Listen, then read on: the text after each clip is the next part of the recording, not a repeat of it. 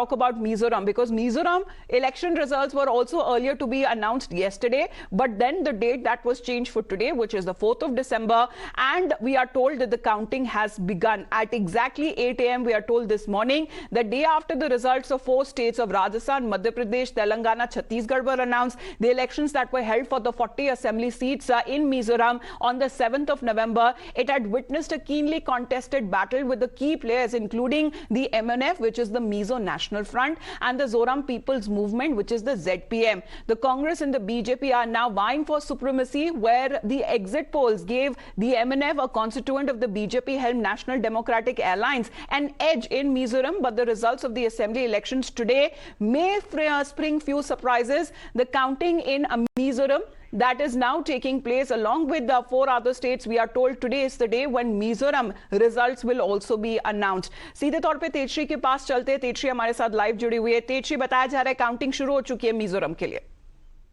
जी बिल्कुल, देखिए कल हमने देखा कि किस तरह से भारतीय जनता पार्टी ने तीनों राज्यों में, मध्य प्रदेश, छत्तीसगढ़ और राजस्थान में एक ऐतिहासिक जीत दर्ज करवाई है। और आज मिजोरम में जो चुनाव हुए थे उसके नतीजे आने हैं। वोटिंग के बाद अब आज जो है उसके रिजल्ट्स हैं, और रिजल्ट्स के लिए काउंटिंग जो है वो शुरू हो चुकी है। लेकिन देखिए मिजोरम में 3-वे फाइट जो है वो हम कह सकते हैं MNF, ZPM और कांग्रेस के बीच में ये पूरी टक्कर होगी।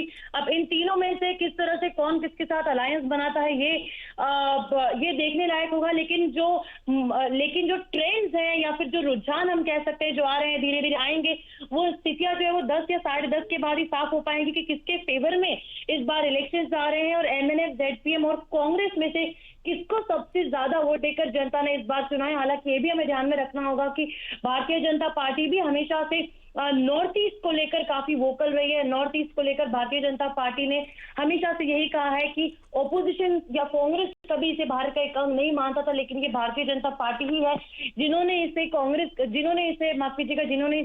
भारत का अंग माना है, और हमेशा से ही नॉर्थ ईस्ट के लोगों के लिए बहुत काम किया है, फिर चाहे वो नॉर्थ ईस्ट का कोई भी स्टेट हो। जी बिल्कुल, धन्यवाद आपका तेजश्री हमारे साथ जुड़ने के लिए। We'll be keeping our eyes out as the MNF, the ZPM and the Congress contested in all of the 40 assembly seats, while the BJP contested in 23 seats. The polling for Mizoram that happened on the 7th of November with a huge voter turnout of 80+%. With that, we head into a short break. We'll keep an eye out on the results today.